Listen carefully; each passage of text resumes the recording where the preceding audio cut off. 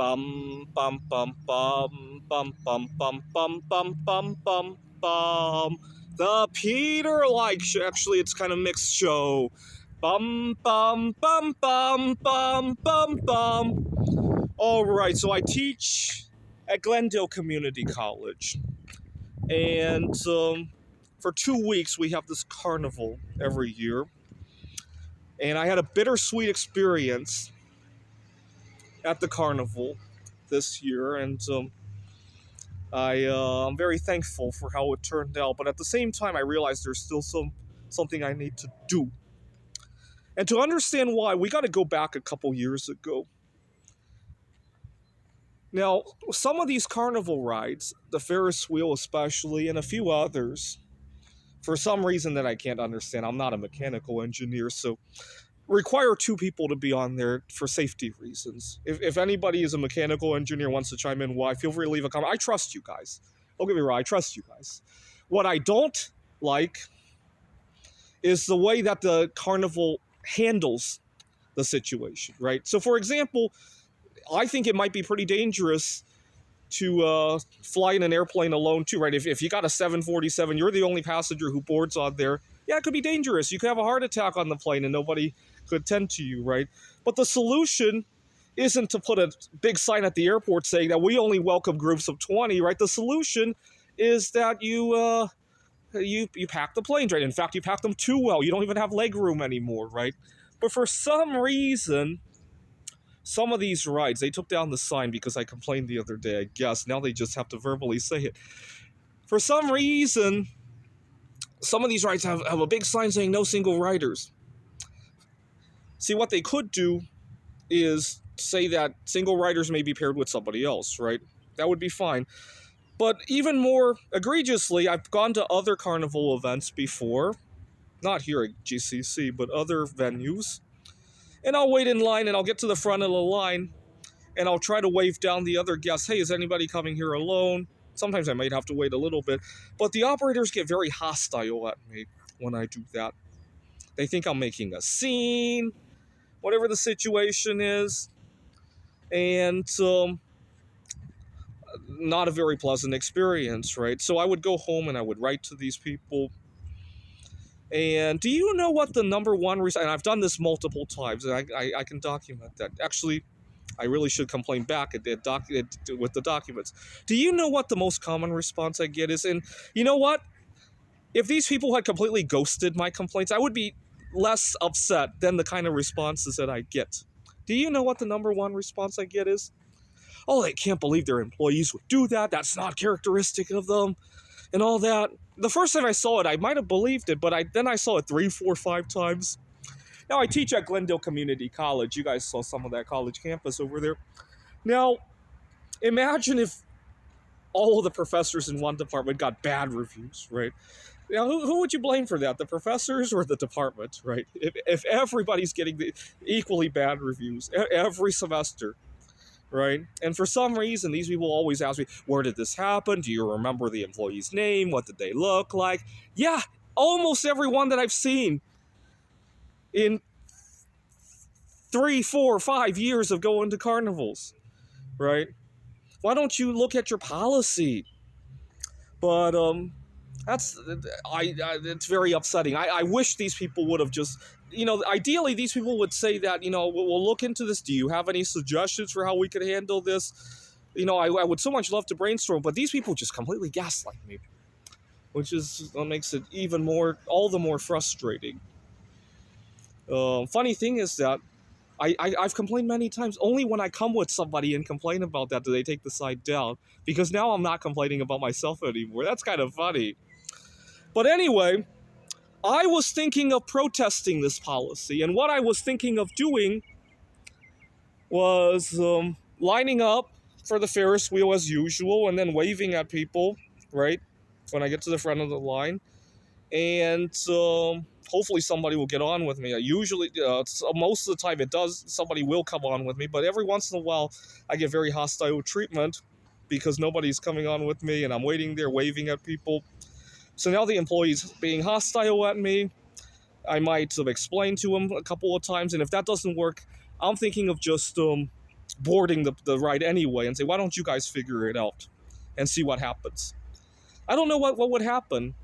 I want to believe that one of the employees will be the bigger person and get on the ride or something like that. Maybe one of the guests there will decide that they their kids are on the ride and they want to get on just so the ride could go or something like that, right? That would, at least the ride would go, and plus it would make a lot of noise. I was actually thinking of not only doing that but recording it so that these idiots can't go, oh, it never happened. That's one employee that would do that. But recording it, now you gotta be careful if you do that, because here in Arizona, we are a one-party state. So if you're recording something that you're involved in, only one party of the interaction has to consent to the recording. It could be you, the recorder, right? Um, some states require all parties of the interaction to consent to recordings. Thank God I live in Arizona. But what you can't do, even in Arizona, what you can't do is plant the recorder and then walk away from it, right? Somebody involved in the interaction has to consent, right? But I was thinking about recording a protest like that. But you know what? I really love all of my students. And I would hate to have something go sideways where I get arrested or put away for some time. And these things have a tendency to go sideways for me. They rile me up in some way, and yeah, I'd like to think I would just get on there and say, what are you going to do about this? But the truth is that these things really rile up my anger. And I've been thinking about this for years, if you could believe it.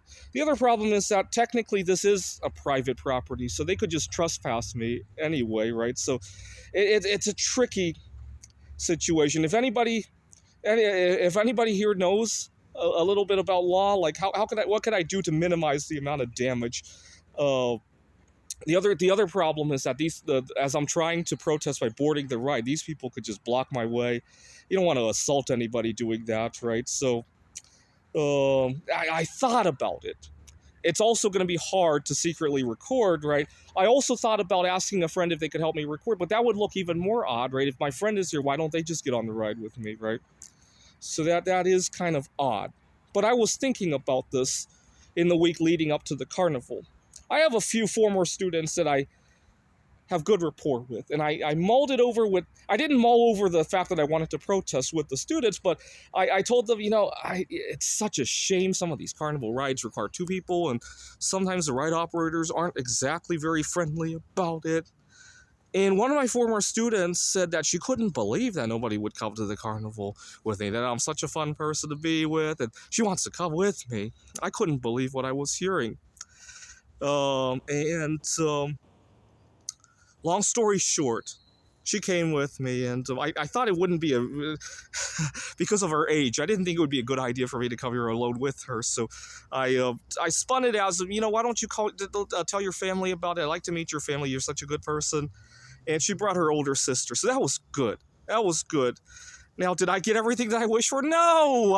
My wish isn't just to ride that Ferris wheel or whatever. My wish is that people understand that there are differences in life. So now I still got to do... What was really funny was that we got to the front of the line on the Ferris wheel, and I pointed out the situation. And he says, you know what, I'll take the sign down for now. I cannot imagine... There was a sign here earlier saying no single riders, but the two of us talked to him about the situation, and he took it down and says, you know what, I'll figure something else out. And it took two of us to do that. What I couldn't do with protesting, with almost getting myself in jail, and I really do want to have that protest, though. I really do, assuming that hopefully they've already changed their ways. But if not, I really do want to have that protest. I'll even talk to what I thought about doing. We have an employee assistance program for situations like legal help. And I want to talk to them before I even protest, though, so that I can get my ducks in order, right? What if I were to be out for like half a week or something like that? Get a substitute teacher lined up, get legal aid lined up, and all that. Maybe talk to a counselor about what could go wrong during the protests. I thought about that, and then coming out here to protest, because that's the only way I'm going to get my voice heard, right? Otherwise, they're going to gaslight me every time I email them, right? The other thing I thought about doing, which is less extreme, is just allow myself to have that hostile attitude, but this time actually record it and then send it off to these jokers. I thought about that as well. I also thought about, uh, uh, you ever see those lawsuits that are sued, if somebody sues somebody for $1 just because they feel it's injustice. So here in Arizona, singles are technically not a protected class, but sexual orientation definitely is. So I could sue them for a sexual orientation discrimination of some sort, right? For $1, just so I can win the suit and get the word out there. I don't know. I thought about that as well. Feel free to leave a comment if you've ever protested anything like that. I think it would just be. I wish I had more resources, though. Part of the reason I haven't done that is that I don't have the resources to allow things to go wrong, right? If I end up in jail for a couple weeks over this, I'm pretty much done with, right? If I were in a better situation, I probably would have done it, right? All right, it's bittersweet, I guess. Maybe the fact that the girl wanted to come with me was God telling me it's not the right time to do it just yet, and maybe another time. Hopefully we got the word across with that. I'm sure he's gonna go talk to his boss about what he heard. I don't know. Who knows? I'll follow up with an email at some point at least, right? This is the Peter Mix Show. Bum bum bum bum bum bum bum bum bum bum bum bum. The Peter Mix Show. Bum bum bum bum bum bum bum.